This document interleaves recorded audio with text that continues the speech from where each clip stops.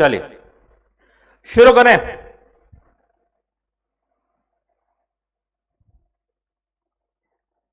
Good morning.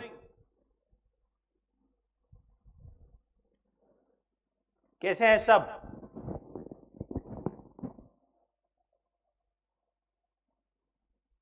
एक बार quickly confirm करेंगे सब लोग ऑनलाइन कि सब ठीक है, आवाज स्क्रीन।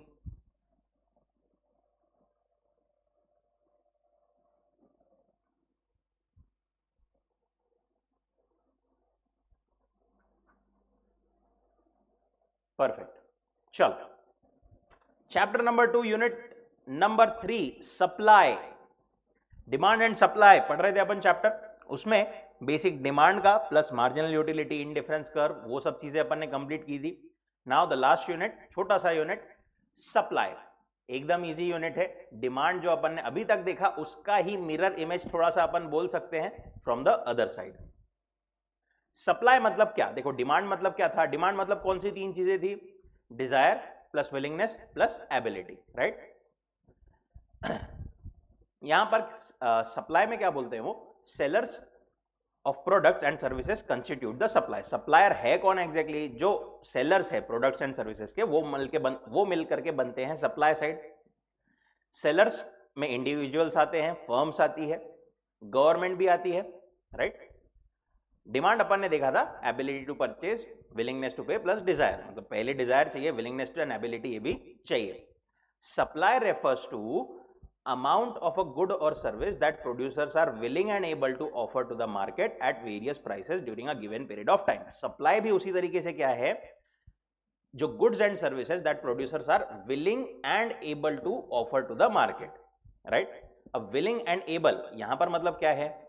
willingness, देखो desire यहां पर willingness में ही आ गया, उन्होंने अलग से desire नहीं दिया, ठीक है। willingness है सप्लाई करने की। दूसरा एबिलिटी, एबिलिटी मतलब यहां पर क्या? वहां पर तो अपन ने देखा एबिलिटी मतलब उसके पास में उतने पैसे होने चाहिए टू एक्चुअली परचेज। यहां पर क्या एबिलिटी? यहां पर सेलर को बेचने के लिए वो चीज खरीदनी पड़ेगी या बनानी पड़ेगी, उसके लिए भी तो पैसे लगेंगे ना। वो एबिलिटी बेसिकली सेलर के पास में चाहिए। सप्लाई में भी 2 पॉइंट्स है, 3 पॉइंट्स है, सॉरी। पहला क्या है? देखो, अगर किसी ने मार्केट में लाया ऑफर करने के लिए 100 यूनिट्स, एक्चुअली उसने बेचा 50, तो सप्लाई कितना माना जाएगा? 100 या 50?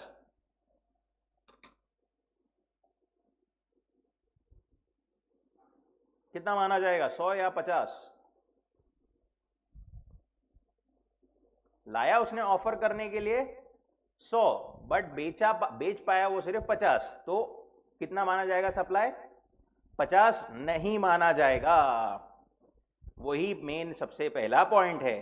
Supply refers to what a firm offer for sale, वो कितना लाते हैं, कितना ऑफर करते हैं, not necessarily to what they succeed in selling. What is offer may not get sold.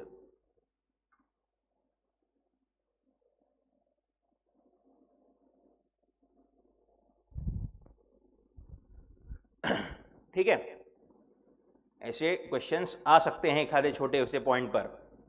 What a firm offer for sale, not necessarily to what they succeed in selling. दूसरा point क्या है? Supply refers to both willingness and ability, production cost is often the primary influence on ability. तीसरा supply is flow concept, जैसे demand flow concept था वैसे supply भी क्या है? फ्लो कॉन्सेप्ट है, for a specified period of time और expressed over a period, per unit of time, per day, per week, per year, ऐसा ही वो एक्सप्रेस किया जाता है। नाउ जैसा अपन ने वहां पर डिटरमिनेंट्स ऑफ डिमांड पढ़े थे, वैसे ही यहां पर डिटरमिनेंट्स ऑफ सप्लाई है, जो चीज सप्लाई को डिटरमाइन करती है। कौन सी चीजें है वो? सबसे पहले प्राइस ऑफ द गुड। क्या बोलते हैं? प्राइस बढ़ा तो डिमांड क्या होती थी? कम होती थी। ये सेम ऑपोजिट होता है सप्लाई के साथ में। प्राइस बढ़ी तो सप्लाई हमेशा क्या होगा? इंक्रीज। और प्राइस कम हुआ तो सप्लाई क्या होगा? डिक्रीज। क्यों? क्योंकि प्राइस बढ़ी तो ऑब्वियसली सेल करने वालों के प्रॉफिट्स भी बढ़ेंगे, राइट। उनकी विलिंगनेस भी ज्यादा बढ़ेगी और प्रॉफिट कमाने की, इसलिए वो मेन इन्फ्लुएंस होता है। Higher the relative price, greater the quantity will be supplied, because ceteris paribus profit rise if the price rises. Prices of related goods, यहां पर भी रिलेटेड गुड्स है, बट यहां पर वो सब्स्टिट्यूट कॉम्प्लीमेंट ऐसा कुछ नहीं है, यहां पर सिर्फ रिलेटेड गुड्स अपने को दिया है, लिटरली रिलेटेड या फिर कॉम्पिटिटिव गुड्स अपन ऐसा बोल सकते हैं। देखो, अगर प्राइस ऑफ रिलेटेड गुड्स बढ़ेगी तो सप्लाई ऑफ मेन गुड क्या होगा? सप्लाई ऑफ मेन गुड जो है हमारा सप्लाई जो है वो मेन गुड का कम होगा। If the prices of other goods rise, they become relatively more profitable. Producers will allocate more resources towards its production, even by drawing from the other goods they produce. जैसे for example एक farmer के पास में एक land है, वो वहां पर wheat उगाता है। अब उसको दिख रहा है कि और कोई क्रॉप, फॉर एग्जाम्पल सोया, ठीक है, उसकी प्राइसेस बहुत ज्यादा बढ़ रही है। उस केस में वो व्हीट के जगह शायद सोया वहां पर लगाएगा अपने लैंड में, राइट? रिलेटेड प्रोडक्ट्स की प्राइस बढ़ने से मेरे मेन प्रोडक्ट की सप्लाई जो है वो कम होगी।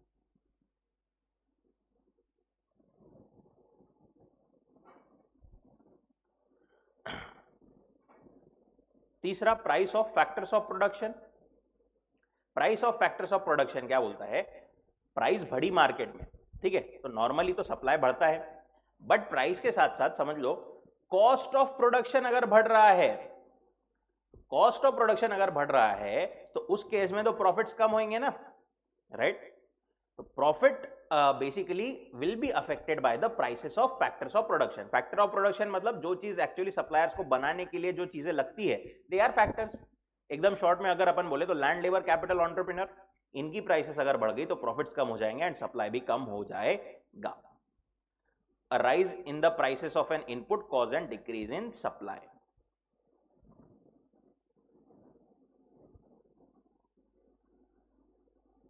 Lower input cost make production more profitable and encourage to expand. देखो एक और ये क्या बोल रहे हैं यहाँ पर, rise in price of particular factor will increase the cost of those good that use a great deal of that factor. मतलब कोई लेबर इंटेंसिव अगर इंडस्ट्री है तो लेबर के कॉस्ट इंक्रीज का उसी इंडस्ट्री पर ज्यादा इफेक्ट पड़ेगा, राइट? अगर कोई कैपिटल इंटेंसिव इंडस्ट्री है और कैपिटल की जो कॉस्ट है वो बढ़ जाती है, उस केस में फिर कैपिटल जो यूज करती है जो इंडस्ट्री ज्यादा, उस पर ज्यादा इफेक्ट पड़ेगा, राइट, कंपेयर टू अदर्स।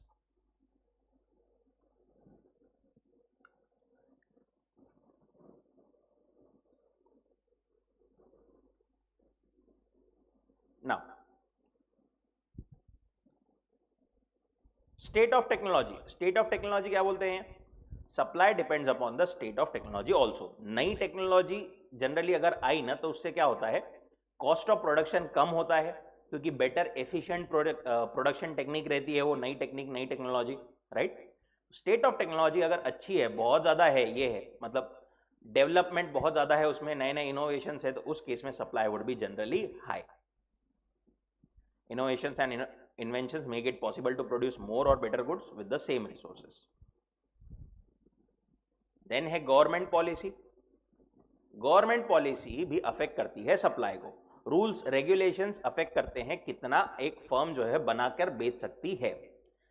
अगर फॉर एग्जांपल गवर्नमेंट ने टैक्सेस लगा दिए, ठीक है, और मार्केट में वो चीज की प्राइस नहीं बढ़ी, उस केस में प्रॉफिट कम हो जाएंगे। टैक्सेस कहां से जाएंगे और प्रॉफिट में से जाएंगे, उस चीज का सप्लाई जो है वो कम हो जाएगा। On the other hand subsidies अगर देती है गवर्नमेंट, उस केस में अपना कॉस्ट ऑफ प्रोडक्शन कम हो जाएगा, यानी सप्लायर्स का कॉस्ट ऑफ प्रोडक्शन कम हो जाएगा, राइट, एंड सप्लाई बढ़ जाएगा क्योंकि प्रॉफिट्स बढ़ जाएंगे। उसके अलावा गवर्नमेंट के रिस्ट्रिक्शन जैसे इंपोर्ट कोटा वगैरह अपन ने जो देखा था, rationing of input supply etcetera, इसके वजह से प्रोडक्शन गिरता है, दैट इज सप्लाई कम होता है। Nature of competition and size of industry. Generally क्या बोलते हैं, अगर कॉम्पिटेटिव कंडीशंस है ना, कॉम्पिटेटिव इंडस्ट्री है, तो उसमें जनरली सप्लाई ज्यादा होता है क्योंकि बहुत सारे लोग होते हैं सप्लाई करने को। कंपेयर टू दैट अगर क्या है, मोनोपोली है, तो वहां पर जो है सप्लाई थोड़ा कम होता है।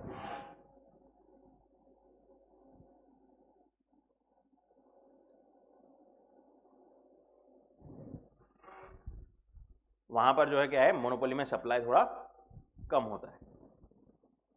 देन एक्सपेक्टेशन, सेलर्स के साइड से देख रहे हैं ना अपन अभी, अब से या अभी सब, ये मतलब एक्सपेक्टेशन क्या बोल रहे हैं, expectation is the choice of firms selling products now और later, depends on the expectation.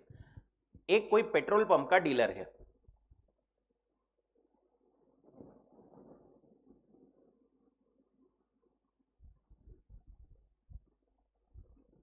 अगर उसको दिख रहा है, फॉर एग्जाम्पल अभी तो ज्यादा मतलब इतना ऐसा नहीं होता है, पहले अभी जो है डेली बेसिस पर प्राइसेस हो जाते हैं चेंजेस, बट पहले ऐसा था कि टाइम टू टाइम नहीं क्या प्राइसेस चेंज होते थे। आपको में भी याद होगा आपके थोड़े टाइम पहले, तो गवर्नमेंट ने बोला इस डेट से प्राइस चेंज, राइट, इस डेट से जो है price change. For example government ने बोला अभी प्राइस है 50, गवर्नमेंट ने 50 कभी अभी है ही नहीं, बट 50 के बाद में गवर्नमेंट ने बोला 60, इस डेट के बाद में 60। पेट्रोल पंप वालों को क्या पता है कि फ्यूचर में अब अगले दिन से प्राइस बढ़ने वाली है, तो वो क्या करते थे, उस दिन जल्दी पेट्रोल पंप बंद कर देते थे। क्यों? क्योंकि उनको मालूम है फ्यूचर में प्राइस बढ़ेगी, तो आज सेल करके ज्यादा अपन प्रॉफिट नहीं कमा पाएंगे, फ्यूचर में ज्यादा प्रॉफिट कमा सकते हैं। वही वो एक्सपेक्टेशन बोल रहा है। Increase in anticipated future prices reduce it's supply today, if sellers expect a fall more will be supplied now. और अगर फ्यूचर एक्सपेक्टेशंस ऐसी है सेलर्स की कि नहीं फ्यूचर में चल के भाव कम हो जाएंगे, सेलर्स अभी ज्यादा सप्लाई करेंगे।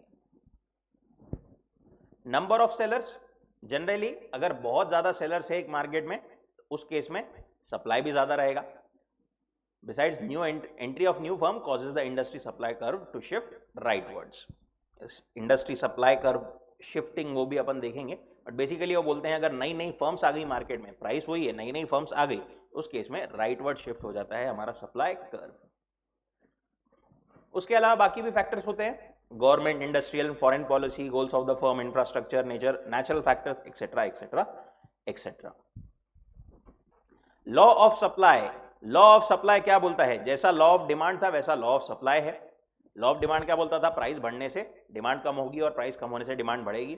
उसका ही उल्टा लॉ ऑफ सप्लाई बोलता है प्राइस बढ़ने से सप्लाई बढ़ेगा, प्राइस कम होने से सप्लाई कम होगा, राइट।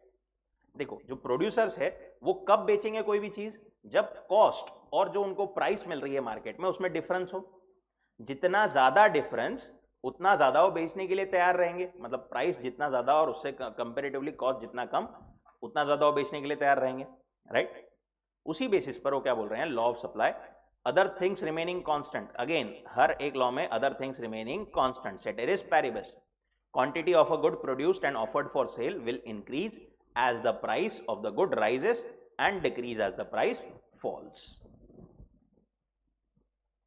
ठीक है, प्राइस बढ़ने से क्या होगी, हमेशा सप्लाई बढ़ेगी, प्राइस कम होने से सप्लाई क्या होगी, हमेशा कम होगी। बट इसका एक एक्सेप्शन है, लेबर सप्लाई, जिसको आपने पहले backward bending labour supply curve नाम से पढ़ा होगा शायद 11th-12th में कभी तो भी। क्या बोलते थे वो, प्राइस बढ़ी तो सप्लाई बढ़ना चाहिए। अब जो लेबर जो काम करता है, ठीक है, वो अगर उसको स्पेसिफिक एक प्राइस मिल रही है तो वो एक क्वांटिटी अपनी सप्लाई करेगा लेबर की, मतलब उतना देर काम करेगा। और प्राइस मिली वो और काम करेगा, और प्राइस मिली और काम करेगा। ये नॉर्मली तो होता है, बट वो क्या बोलते हैं एक लेवल के बाद में नहीं क्या, ये कर्व ऐसी बैकवर्ड बेंड हो जाती है। दैट इज वो प्राइस और बढ़ने से वो सप्लाई बढ़ाता नहीं, कम कर देता है। क्यों होता है ऐसा? फॉर एग्जाम्पल एक लेबर को पहले 5 घंटे काम करके 100 रुपए पर घंटा मिल रहा था, 500 रुपए, राइट। अब अगर उसका वेज रेट फॉर एग्जाम्पल 200 रुपए हो गया, चलो 150 रुपए हो गया, तो लेबर क्या सोचता है, एक काम करते ना अपन, 5 घंटे के बजाय अब 4 घंटे काम किया मैंने तो भी मेरे को 600 रुपए मिल जाएंगे। पहले 500 ही मिल रहे थे 5 घंटे, अब तो 4 घंटे काम करके भी 600 मिल जाएंगे। काय को 5 घंटे, मैं 5 घंटे से ऊपर तो छोड़ ही दो, 5 घंटे भी नहीं करूंगा, अब तो उससे भी कम 4 घंटे करूंगा काम, right. This is called backward bending supply curve of labour. क्योंकि वो क्या सोचता है, काय को पहले से अपन पहले जितना कमा रहे थे उससे भी ज्यादा ही कमा रहे हैं, क्यों इतनी मेहनत करना है, ही prefers leisure over work.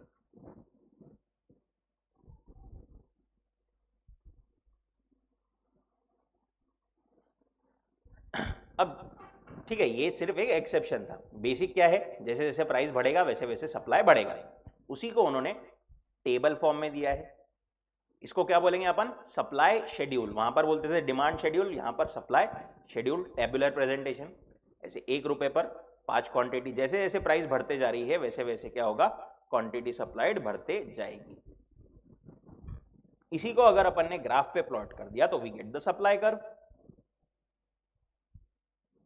Supply curve कैसी रहेगी हमेशा, ऐसी, ठीक है, positively sloped towards the right, from left to right, basically positive slope.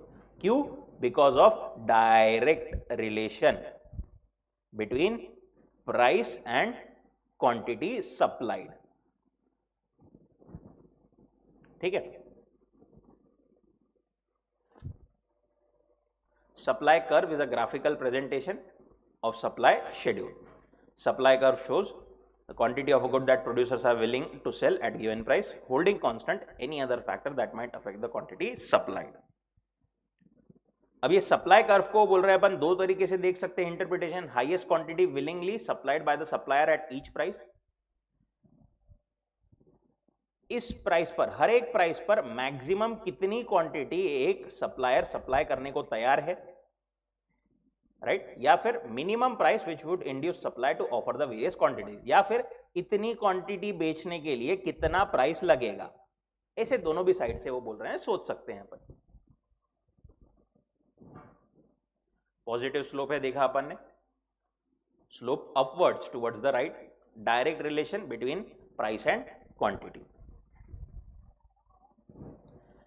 अगर अपन मार्केट सप्लाई कर्व देखें तो क्या रहेगी, या market supply schedule, it would be what, individual का टोटल, जैसा डिमांड में था।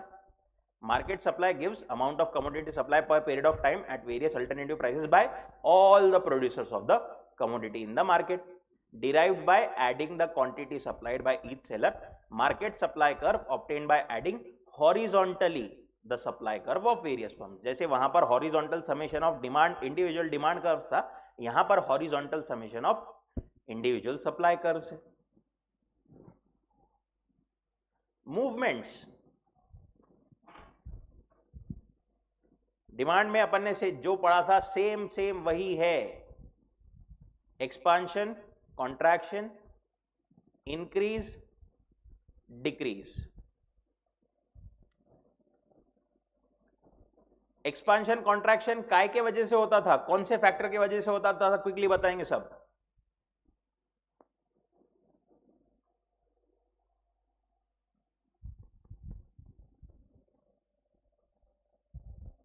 प्राइस, प्राइस, यस, सिर्फ प्राइस चेंज होने के वजह से अगर मेरा सप्लाई चेंज हो रहा है तो there is said to be expansion और कॉन्ट्रैक्शन ऑफ सप्लाई, ठीक है। Because of change in price मेरी जो है सप्लाई अगर चेंज हो रही है तो दैट इज एक्सपांशन और कॉन्ट्रैक्शन। एक्सपांशन कब माना जाएगा सप्लाई का, when because of increase in prices supply also increases, तो there is expansion of supply. Movement कैसा रहेगा कर्व पर, अपवर्ड या डाउनवर्ड। फॉर एग्जांपल अभी यहां पर है प्राइस, प्राइस इंक्रीज होने से सप्लाई इंक्रीज होगा, movement would B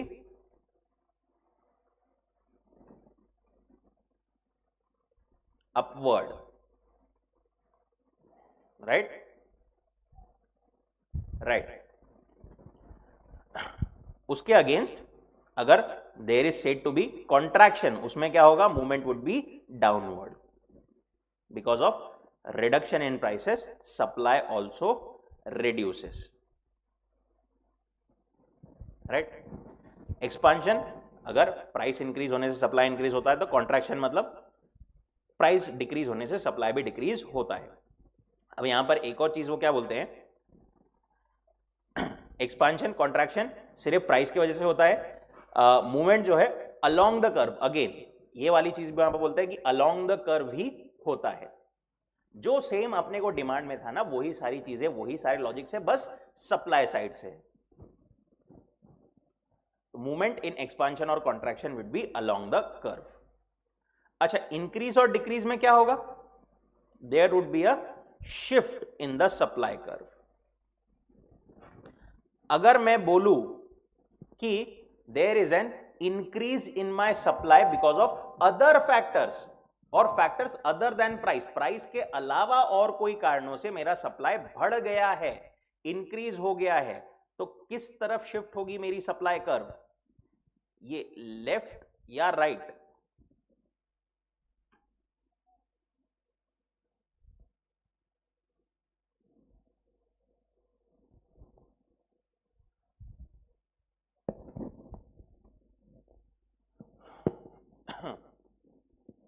It would be towards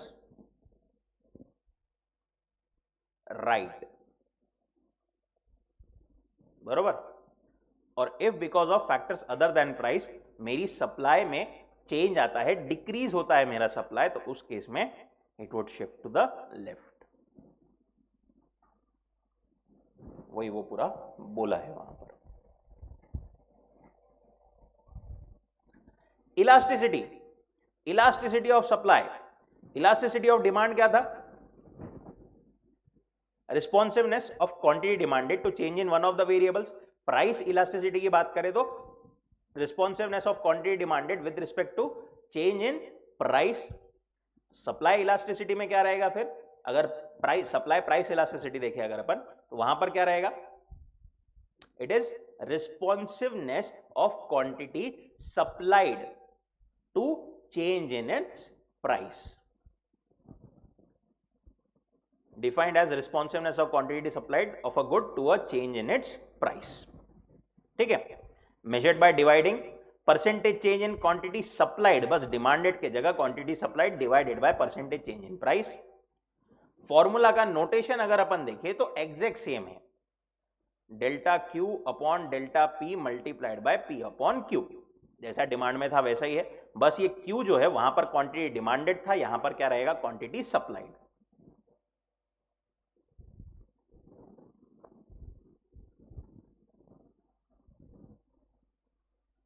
यहां पर आपके बुक में ये वाले फॉर्मूले में डेल्टा यहां पर दिया है उन्होंने, डेल्टा यहां पर, डेल्टा वो प्रॉपर्ली प्रिंट नहीं हुआ है, उसको कर लेना। अच्छा, एक और चीज, सप्लाई बेसिकली हमेशा क्या रहेगा, मतलब इलास्टिसिटी इसकी वैल्यू क्या रहनी चाहिए? पॉजिटिव या निगेटिव? बाय इन जनरल बोल रहा हूं मैं, पॉजिटिव रहनी चाहिए या निगेटिव रहनी चाहिए?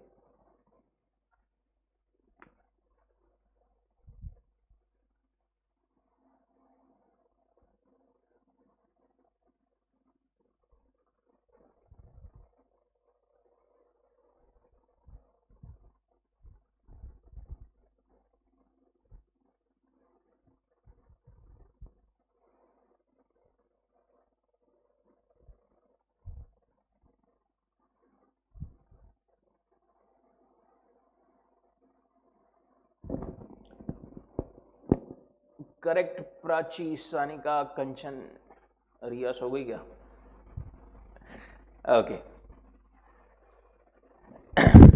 चलो,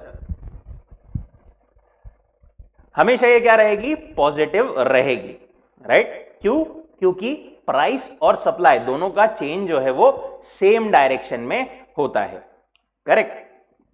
अगर प्राइस बढ़ेगा तो सप्लाई बढ़ेगा, प्राइस कम होगा तो सप्लाई भी कम होगा, इसलिए it's always positive. Now types of supply elasticity, वहां पर भी टाइप्स देखे थे, यहां पर भी टाइप्स है। अगर मैं बोलूं ऐसा कुछ तो भी सप्लाई कर्व है, ठीक है? प्राइस, क्वांटिटी, जितना मेरा प्राइस में चेंज हो रहा है ना, उतना ही चेंज मेरा क्वांटिटी में हो रहा है। This is called unitary elastic, right? नीचे है अपने को वहां पर वो यूनिट इलास्टिक। कोएफिशिएंट यहां पर इलास्टिसिटी ऑफ सप्लाई कितनी रहेगी 1, क्योंकि change in quantity supplied divided by change in price, numerator and denominator would be same, और we can say percentage change in quantity supplied is equal to percentage change in price. दूसरी एक हो सकती है, थोड़ी डिमांड कर्व को टेढ़ी अगर अपन करें, सॉरी सप्लाई कर्व को टेढ़ी अगर अपन करें ऐसी, ये कौन सी सप्लाई कर्व है,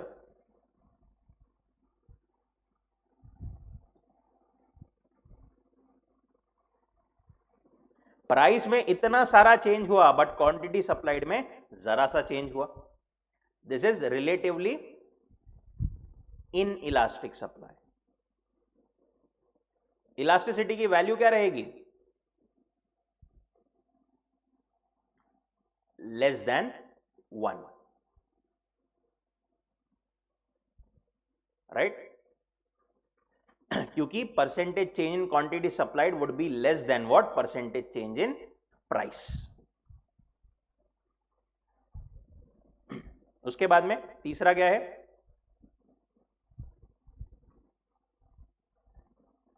अगर ऐसी सप्लाई कर्व रही तो क्या रहेगी वो, प्राइस इतना हो चाहे इतना हो चाहे इतना हो, सप्लाई तो सेम ही रहेगा, क्वांटिटी में कोई चेंज नहीं, this is perfectly in elastic supply. Price आप कितनी भी बढ़ाओ कम करो बट उसमें कोई चेंज नहीं आएगा in the quantity supplied, right. Elasticity क्या रहेगी यहां पर 0, क्योंकि change in quantity supplied would be 0 and उस केस में elasticity would B 0।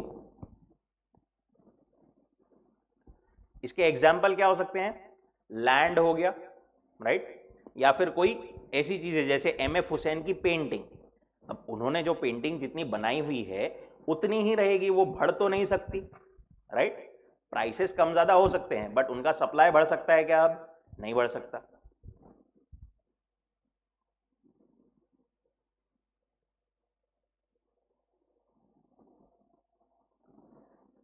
Fourth is relatively greater elastic और रिलेटिवली इलास्टिक सप्लाई। यहां पर इन्होंने ये डायग्राम सही से नहीं दी है, it should be like something ऐसी, ऐसी ज्यादा टेढ़ी होगी वो, राइट, थोड़ी सी टिल्टेड।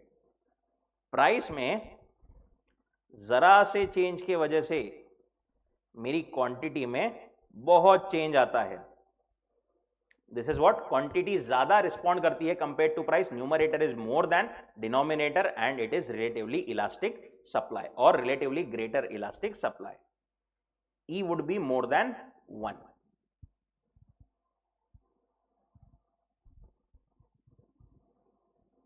इसी को एक्सप्रेस करने के लिए इन्होंने ऐसा भी बोला है, 1 is less then E less than infinity, मतलब इलास्टिसिटी जो है वो 1 से ज्यादा रहेगी, इंफिनिटी तक रह सकती है, इंफिनिटी से कम मतलब ऑब्वियसली,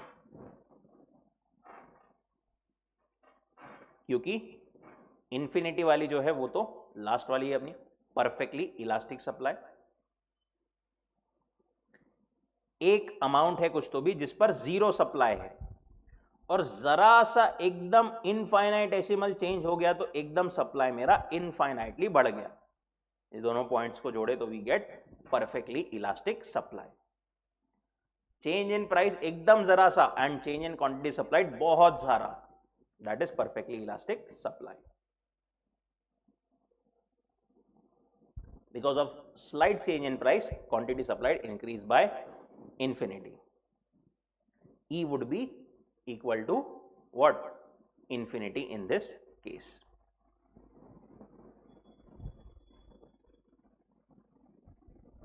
ये कहां पर हो सकता है?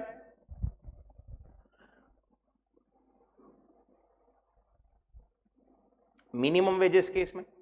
फॉर एग्जाम्पल गवर्नमेंट ने बोला है कि आपको 100 रुपए से नीचे आप पे नहीं कर सकते, 99 अगर आप पे करोगे तो वहां पर भी कोई लेबर नहीं काम करेगा, बट जैसे ही आपने जरा सा 100 रुपए बढ़ा दिया वैसे ही सारे लेबर्स तैयार हो जाएंगे, राइट। ओके, अब इन्होंने यहां पर एक छोटा सा और पॉइंट क्या बोला है कि जनरली कोई भी सप्लाई करनी क्या ऐसी होती है, दैट इज यहां पर इसको थोड़ा अगर अपन डिटेल में देखें ना,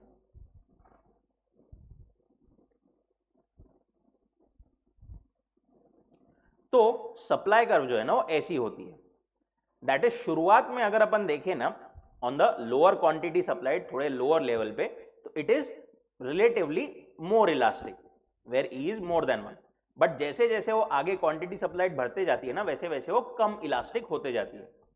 ऐसा क्यों होता है? वो बोलते हैं कि जब यहां पर कम क्वांटिटी सप्लाइड रहती है ना, उस टाइम पर एक फर्म के पास में एक्सेस कैपेसिटी रहती है। जनरली शुरुआत में एक कोई भी फर्म चालू करेगी काम अपना, ऑब्वियसली उसकी कैपेसिटी है 1000 यूनिट्स बनाने की, राइट? तो शुरुआत में when lesser quantity is supplied at lesser price, उस केस में मे भी हो सकता है वो 500-600 अपनी ही लिमिट, वो बस उतना ही बना रही है अभी, उसके पास में 400-500 क्वांटिटी अभी बनाने की कैपेसिटी और है। तो जैसे ही जरा सी प्राइस बढ़ती है ना, वो रिस्पॉन्ड करती है बाय इंक्रीजिंग द प्रोडक्शन, क्योंकि उसके पास में कैपेसिटी है। बट एक लेवल के बाद में क्या होता है, यहां पर जाकर के उसकी पूरी कैपेसिटी एग्जॉस्ट हो जाती है, वो पूरी अपने 100% कैपेसिटी पर काम कर रही है, 1000 यूनिट बना रही है। अब फर्दर प्राइस इंक्रीज हुई भी ना, तो फिर वो और कहां से बनाएगी फर्म, राइट? क्योंकि उसकी कैपेसिटी तो हो गई है खत्म। उस केस में वो कैपेसिटी तभी बढ़ा पाएगी जब वो नया फैक्ट्री सेटअप करे और ज्यादा वहां पर प्रोड्यूस करे, जो कि इजीली शॉर्ट रन में पॉसिबल नहीं होता। तो इसीलिए वो बोले हैं कि शुरुआत में इट इज मोर देन 1 और बाद में it is less than 1।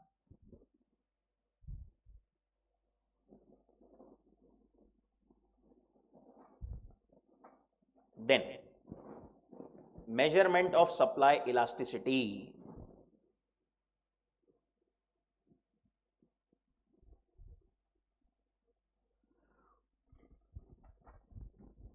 Measurement of supply elasticity, देखो यहां पर नहीं, क्या इन्होंने अगेन अपने को बताया है दो, एक तो पॉइंट इलास्टिसिटी, दूसरा arc elasticity.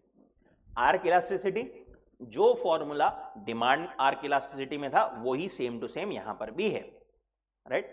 Q2 minus Q1 upon Q2 plus Q1 multiplied by P2 plus P1 upon P2 minus P1।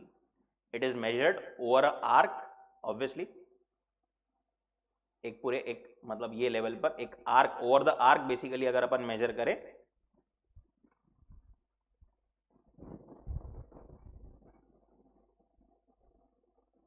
तो it is what, supply elasticity, arc elasticity.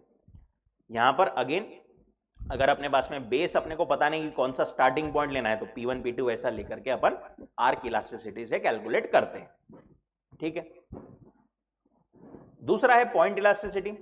Point elasticity का भी फॉर्मूला एग्जैक्ट सेम है, क्या है? Derivative of price upon derivative of quantity multiplied by price upon quantity, right? यहां पर इनको print में थोड़ा गड़बड़ हो गई है, but basically it is derivative of quantity upon derivative of price multiplied by price upon quantity. उसको करेक्ट कर लेना, ये नीचे बरोबर दिया है उन्होंने, ऊपर गलत हो गया है। Derivative of quantity upon derivative of price.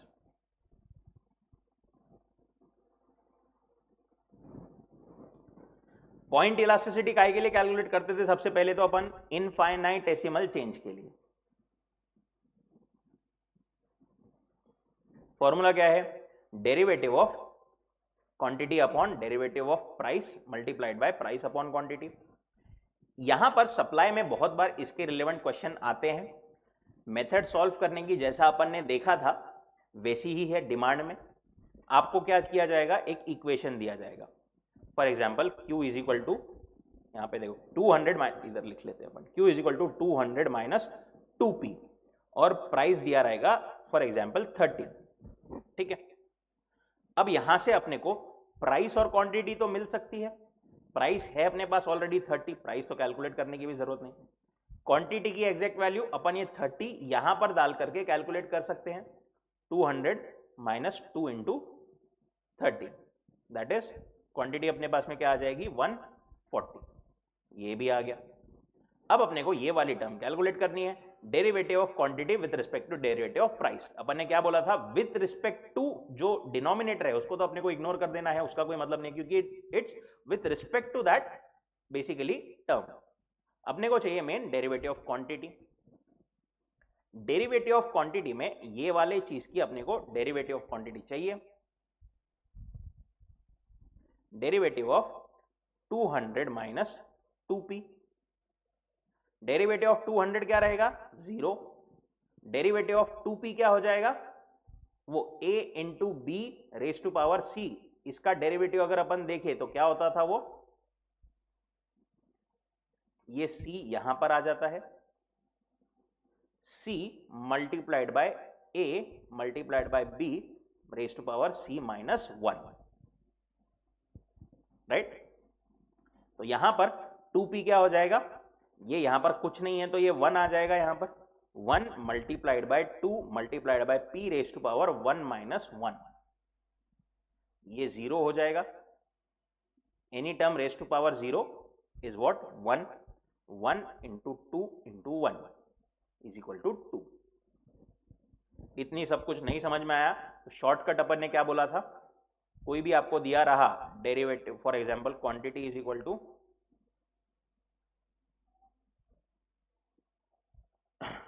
100 plus 10p, right. तो उस केस में derivative of quantity upon derivative of price क्या रहेगा? डायरेक्ट ये वाली फिगर 10, ये वाली फिगर रहेगी।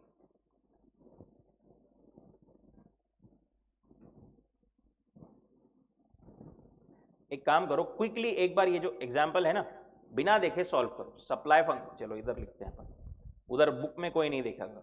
Q is equal to minus 100 plus 10p। ये वाले एक दो बार आए हुए हैं, एक दो नहीं ज्यादा बार आए हुए हैं सप्लाई साइड से specifically. P is equal to 15, ठीक है। Find out elasticity by point elasticity method, या बेसिकली आपको बोला भी नहीं जाएगा पॉइंट इलास्टिसिटी, ये डेटा देख करके आपको समझना पड़ेगा कि find out, you have to find out the elasticity. करो क्विकली।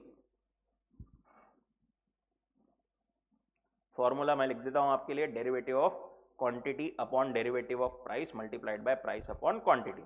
एक और चीज, वहां पर निगेटिव साइन थी डिमांड में, यहां पर वो भी नहीं है, क्योंकि यहां पर डायरेक्ट रिलेशन है, दोनों एक ही डायरेक्शन में बढ़ते हैं या घटते हैं।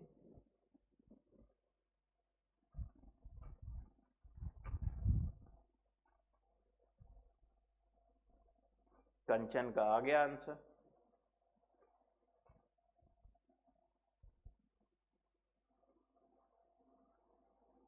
प्राची का भी आ गया।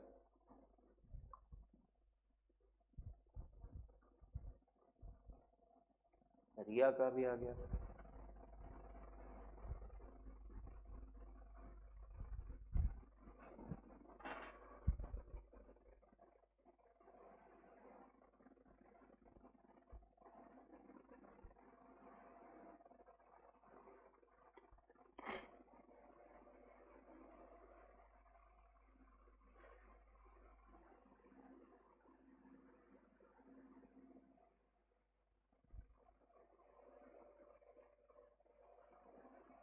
सानिका करेक्ट, सबका आ गया है आंसर। इलास्टिसिटी क्या है हमारी? 3। Simply derivative of quantity with respect to derivative of price, अपनी ये वाली फिगर क्या हो जाएगी? डायरेक्टली 10 हो जाएगी, राइट। प्राइस कितनी है? 15 अपॉन Q यहां पर पुट ऑन किए अपन ने, तो कितना हो जाएगा? जो वैल्यू होता है वो उस हिसाब से we need to calculate. 15 upon 50 ultimately आकर के 3।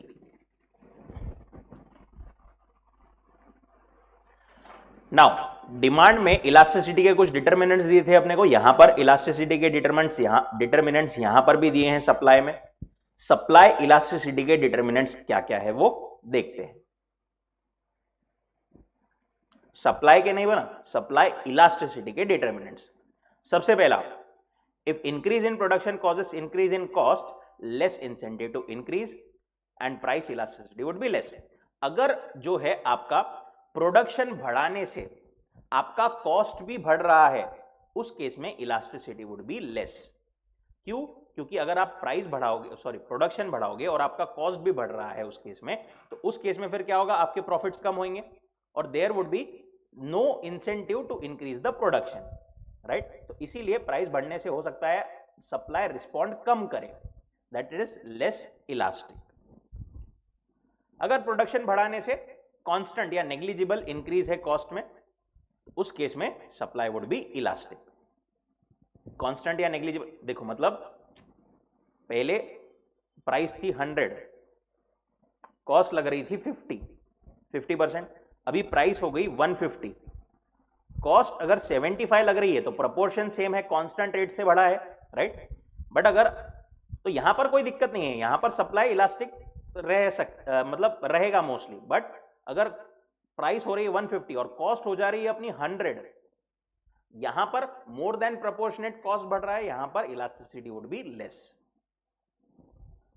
दूसरा टाइम पीरियड, ज्यादा टाइम पीरियड रहेगा तो लोगों को एडजस्ट करने के लिए टाइम मिलेगा, ज्यादा सप्लाई इलास्टिक रहेगा, नहीं तो कम इलास्टिक रहेगा। More elastic when large number of producers, अगर बहुत ज्यादा नंबर ऑफ प्रोड्यूसर्स है, कंपटीशन बहुत ज्यादा है, तो उस केस में जनरली इलास्टिक रहेगा सप्लाई, मोर इलास्टिक रहेगा। बट अगर बहुत कम सप्लायर्स है तो उस केस में generally it would be inelastic, क्योंकि उसके एक अकेले के कंट्रोल में रहेगा। Also higher when there are fewer barriers to entry into the market. देखो ये क्या बोल रहे हैं, अगर मार्केट में नई फर्म्स के आने के लिए बैरियर्स बहुत ज्यादा है, तो उस केस में प्राइस बढ़ भी गया तो भी नई फर्म्स आ नहीं पाएगी, सप्लाई ज्यादा बढ़ नहीं पाएगा, it would be inelastic. But अगर बैरियर्स कम है तो नई फर्म्स आ पाएगी, supply would be more elastic. Elastic if the firms are not working to full capacity, ये अपन ने देखा ऊपर ही, वो मतलब इसके बाद में इलास्टिक वाले इसमें कि शुरुआत में जब जनरली ज्यादा कैपेसिटी अवेलेबल अपने पास में, स्पेयर कैपेसिटी अगर फर्म के पास में अवेलेबल है, उस केस में क्या होगा, supply would B elastic. But अगर अपने पास में कैपेसिटी नहीं है अवेलेबल, स्पेयर कैपेसिटी नहीं है, तो उस केस में इट वुड बी इनइलास्टिक।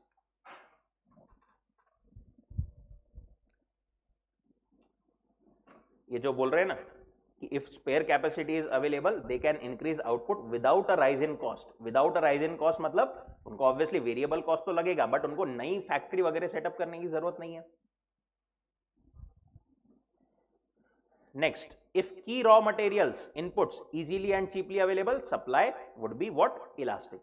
अगर जो रॉ मटेरियल वगैरह जो लगते हैं वो इजीली एकदम क्विकली अवेलेबल हो पा रहे हैं, तो उस केस में लोग जो है क्विकली प्रोक्योर करके सप्लाई बढ़ा पाएंगे। अगर उनको प्रोक्योर करना डिफिकल्ट है तो उस केस में जो है सप्लाई उतना इलास्टिक नहीं रहेगा, supply will be less elastic, क्योंकि वो इतना ज्यादा सप्लाई बढ़ाने के लिए काम नहीं कर पाएंगे, क्योंकि इनपुट्स ही मिलना मुश्किल है। If adequate stocks of raw material finished products, then will be able to respond higher supply as price rises। देखो अगर फर्म के पास में रॉ मटेरियल कंपोनेंट्स वगैरह इनके एडिक्वेट स्टॉक्स है, उस केस में प्राइस बढ़ी तो वो क्विकली रॉ मटेरियल को यूज करके सप्लाई मतलब चीज बना करके बेच पाएंगे, सप्लाई बढ़ा पाएंगे, राइट। पर अगर चीजें ऐसी है, रॉ मटेरियल कोई ऐसा कैटेगरी का है जिसको आप नहीं क्या अपने पास में स्टोर करके नहीं रख सकते, जैसा जैसा ऑर्डर आएगा वैसा वैसा आप रॉ मटेरियल खरीदते हो और फिर बना करके बेचते हो, उस केस में इतना क्विकली या फिर इतना ज्यादा सप्लाई रिस्पॉन्ड नहीं करेगा। commodities which can be easily and inexpensively stored will have elastic supply। ये वाला पॉइंट देखते हैं, ease with which factor substitution can be made and the cost of such factor substitution also determine price elasticity। For example आपके factory में एक chimney लगी हुई है, मराठीतली चिमनी नहीं रे बाबू, ठीक है। यहां पर नीचे से इसको क्या करना पड़ता है, थोड़ा सा हीट देना पड़ता है। अब हीट देने के लिए आप नहीं क्या, यहां पर आजू बाजू में गैस की पाइपलाइन लगाई हुई है, ठीक है, गैस की पाइपलाइन लगाई हुई है। अब फॉर एग्जांपल गैस की प्राइसेस बहुत ज्यादा बढ़ गई या किसी कारण से आप जो है वो खराब हो गई, क्या आप क्विकली दूसरे कोई फैक्टर पर शिफ्ट हो सकते हो क्या, ये डिटरमाइन करेगा आपका सप्लाई इलास्टिसिटी। जैसे आप अगर इसको गैस के बजाय यहां पर कोल वगैरह का यूज करने का आपने बना करके रखा है, एक कुछ तो भी सब्स्टिट्यूट कि भाई गैस नहीं रहा तो कोल यूज कर लेंगे अपन, वो अगर आप इजीली फैक्टर सब्स्टिट्यूशन कर सकते हो तो उस केस में आपकी elasticity would be high, right. ये अपन ने एकदम स्पेसिफिक एग्जांपल देखा। ऐसा ही factor substitution can be with respect to the broad factors, जैसे लेबर कैपिटल, लेबर अगर काम नहीं कर पा रहा है तो क्या आप क्विकली मशीन पर शिफ्ट हो सकते हो क्या, ऐसे भी it would determine your elasticity. अगर वो इजीली पॉसिबल है तो इलास्टिक, नहीं है इजीली पॉसिबल तो inelastic. Also if materials take longer delivery period then supply elasticity would be low. If labor employed is scarce, highly skilled, specifics, then it would be elasticity would be low. देखो क्या बोल रहे हो, अगर material again जो input वगैरह required है production में वो बहुत ज्यादा मतलब स्केर्स है, अच्छे से जल्दी से नहीं मिलता, अपने को मिलने को बहुत टाइम लगता है, उस केस में सप्लाई ज्यादा नहीं बढ़ पाएगा in response to rise in price and elasticity would be less. जैसे वो चिप्स का शॉर्टेज हुआ था बीच में ईवी के लिए, ईवी वाली चिप्स, हाँ वो ईवी वाली चिप्स के लिए जो उसमें यूज होते हैं इलेक्ट्रिक व्हीकल्स में, उसका शॉर्टेज आपने सुना होगा मे बी। वैसे ही एक और चीज क्या बोलते हो, लेबर अगर स्केर्स है या फिर बेसिकली स्किल्ड या स्पेसिफिक लेबर आपको चाहिए, उस केस में इट वुड बी इनइलास्टिक। जैसे फिजिशियन, चार्टर्ड अकाउंटेंट। अब फिजिशियन, चार्टर्ड अकाउंटेंट, इनकी प्राइस बहुत ज्यादा बढ़ गई मार्केट में, तो क्या अगले दिन कोई भी बोल सकता क्या कि मैं चार्टर्ड अकाउंटेंट, या कोई भी फिजिशियन बन सकता क्या चाकू अगर लेके, नहीं अब मैं सर्जरी करूंगा, नहीं कर सकता, क्योंकि वो स्पेसिफिक उनको स्किल, स्पेसिफिक उनको एक्सपर्टीज लगेगी, थोड़ा टाइम लगे, थोड़ा नहीं बहुत टाइम लगेगा वो डेवलप करने के लिए, and supply would be inelastic. एक और चीज क्या बोलते हैं, if both capital and labour are occupationally mobile, elasticity would be higher. अगर कैपिटल एंड लेबर एक जगह से दूसरी जगह मूव कर सकते हैं या फिर एक प्रोडक्ट से दूसरे प्रोडक्ट पर इजीली मूव कर सकते हैं तो इट वुड बी इलास्टिक। जैसे टाटा मोटर्स, उनके फैक्ट्री में 2 यूनिट है, कार एंड ट्रक। अगर उनका सेटअप ऐसा है कि वो लेबर को क्विकली इधर से इधर या इधर से इधर मूव कर सकते हैं, या फिर मशीन जो यूज करते हैं उसको भी क्विकली इससे इस पे यूज करने के लिए या इससे इस पे यूज करने के लिए वो शिफ्ट कर सकते हैं, उस केस में elasticity would be high, right. क्योंकि अगर ट्रक की प्राइस बढ़ गई तो वो कार से क्विकली यहां पर शिफ्ट हो सकते हैं पूरे, वही वो बोल रहे हैं। उन्होंने मैगजीन का एग्जांपल लिया है, प्रिंटिंग प्रेस में मैगजीन एंड ग्रीटिंग कार्ड्स, अगर स्विच इजीली पॉसिबल है तो इलास्टिसिटी वुड बी हाई। वैसे ही farmers also switch to different production when, जब भी कभी कोई वेजिटेबल वगैरह का प्राइस बढ़ता है या फार्मर्स को लगता है फ्यूचर में प्राइस बढ़ेगा, उस केस में, फ्यूचर में नहीं एक्चुअली, फ्यूचर का दूसरा पॉइंट है, but farmers can also switch from one crop to another. Also एक और चीज क्या बोलते हैं, products which are continuously produced have greater supply elasticity. जो कंटिन्यूअस प्रोडक्शन में रहते हैं ना प्रोडक्ट्स, उसकी सप्लाई इलास्टिसिटी ज्यादा रहती है, मतलब क्योंकि वो कंटिन्यूअस फ्लो में है, वर्सेस जो बीच बीच में बनते हैं उसकी इलास्टिसिटी कम रहती है।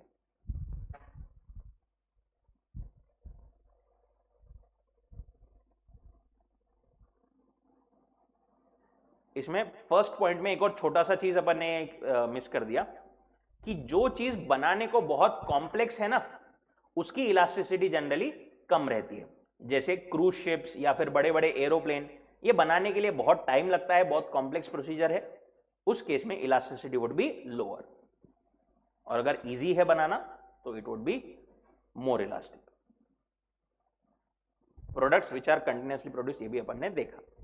एक्सपेक्टेशन अबाउट फ्यूचर प्राइसेस, क्या बोलते हैं वो कि अगर एक्सपेक्टेशन है about future rise in prices, future में प्रोडक्ट्स की प्राइसेस राइज होने वाली है, तो करंट सप्लाई क्या रहेगा,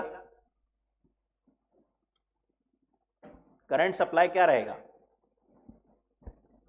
कम रहेगा।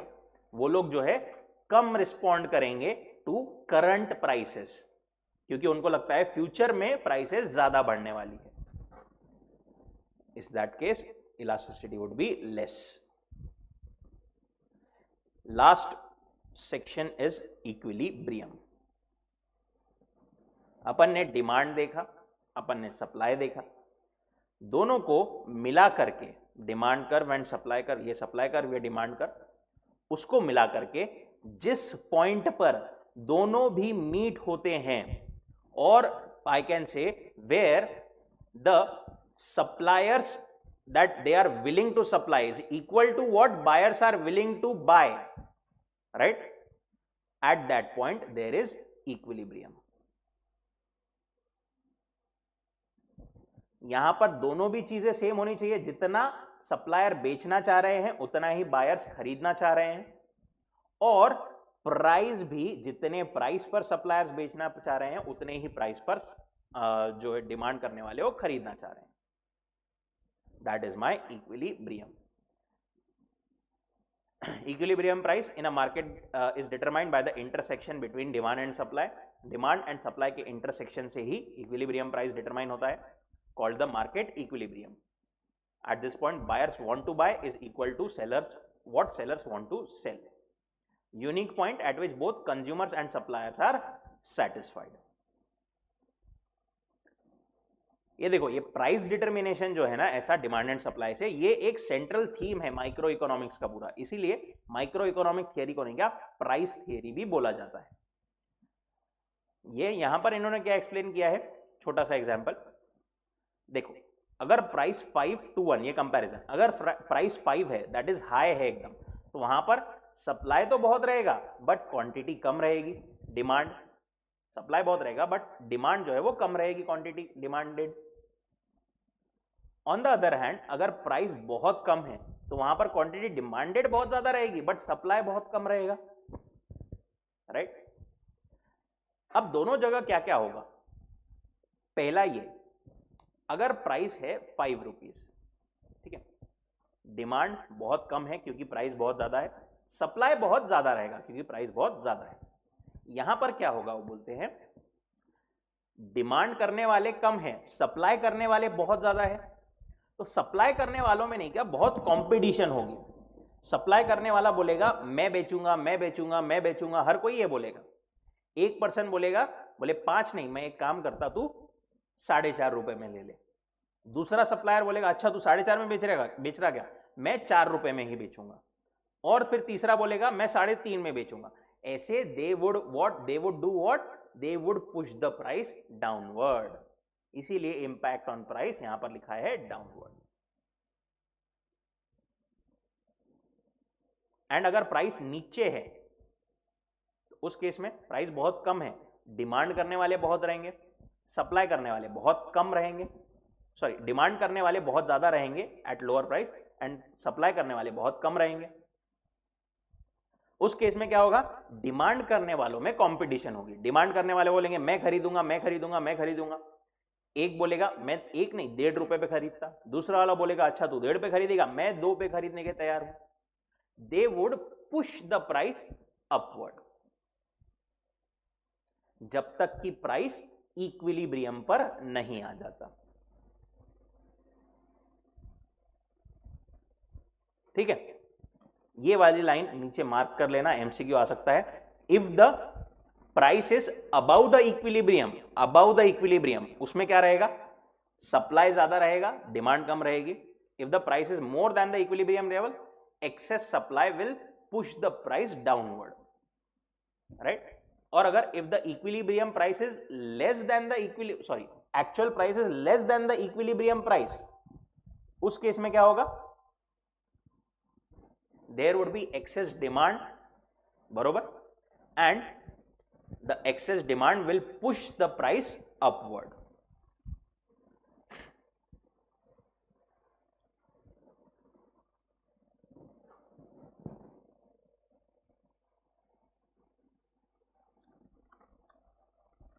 ऐसा सब है. लास्ट चीज एक वो क्या बोलते हैं, market equilibrium and social efficiency में. सोशल एफिशिएंसी मतलब क्या है, ये social efficiency represents net gains to the society from all exchanges that are made in the particular market. एक मार्केट में जो भी सारे बायर एंड सेलर के बीच में जो भी एक्सचेंजेस ट्रांसफर्स होते हैं, उसको जो भी मतलब उससे सोसाइटी को नेट में जो गेन हो रहा है, नेट में बेनिफिट हो रहा है, उसको बोलते हैं अपन सोशल एफिशिएंसी. अब सोसाइटी मतलब क्या, सोसाइटी मतलब बायर्स एंड सेलर्स, यही मिलकर के बन रहे हैं. बायर्स को benefit is represented by consumer surplus, देखा था अपन ने। वैसे ही नहीं क्या, प्रोड्यूसर साइड का भी सरप्लस होता है, प्रोड्यूसर सरप्लस, ठीक है। कंज्यूमर सरप्लस क्या था, what the consumers are ready to pay minus what they actually pay, right. Producer के लिए क्या रहेगा, it is benefit derived by producers from sale of a unit above and beyond their cost of producing that unit, or we can say the price at which they are willing to sell and actually वो कौन से price पर बेच रहे हैं, इन दोनों में difference उनका सरप्लस बताता है। Again represented by the area above the supply curve and below the price line. जैसे कंज्यूमर सरप्लस ये वाला एरिया था, प्राइस के ऊपर का, डिमांड कर्व के नीचे का। वैसे ही प्रोड्यूसर सरप्लस क्या रहेगा, प्राइस के नीचे का एंड सप्लाई कर्व के ऊपर का। ये पॉइंट्स वो है बेसिकली जहां पर वो इतनी क्वांटिटी सप्लाई करने के लिए तैयार है मिनिमम ये प्राइस पर, बट उनको प्राइस एक्चुअली ये मिल रहा है, अभी ज्यादा मिल रहा है, they will get the producer surplus. ये दोनों मिला करके, प्रोड्यूसर प्लस कंज्यूमर सरप्लस मिला करके बनता है सोशल एफिशिएंसी। अगर मार्केट इक्विलिब्रियम में है, जहां पर दोनों जितना विलिंग एंड एबल टू, मतलब जो जितना विलिंग है, सेलर जितना बेचना चाह रहे हैं, जो प्राइस देना चाह रहे हैं, वही बायर खरीदना चाह रहे हैं, वही प्राइस पर उतना ही खरीदना चाह रहे हैं, वहां पर producer surplus obviously disappears when the market is at equilibrium. Price they are willing is equal to the price that they receive. और वो क्या बोलते हैं, when market is in equilibrium na, social efficiency is achieved with both producers and consumers enjoying maximum possible surplus। यहां पर वो क्या बोल रहे हैं, जब मार्केट इक्विलिब्रियम लेवल पर होता है, when market is in equilibrium, वहां पर मैक्सिमम सोशल एफिशिएंसी जो है वो अचीव हो जाती है with producer and consumers enjoying maximum possible surplus. Maximum efficiency कैसे बोल रहे हैं वो, ऑन अ टोटल लेवल, मतलब इस पॉइंट पर, एग्जैक्टली इस पॉइंट पर तो जीरो सरप्लस है, बट यहां तक के टोटल देखे तो इसका सरप्लस है, यहां तक के टोटल देखे तो इसका सरप्लस है, ऐसा मिला करके वो टोटल लेवल पर बोल रहे हैं। ये बस इसमें 2-3 लाइन मार्क कर लेना, बाकी सब ठीक है। कोई डाउट, कोई दिक्कत?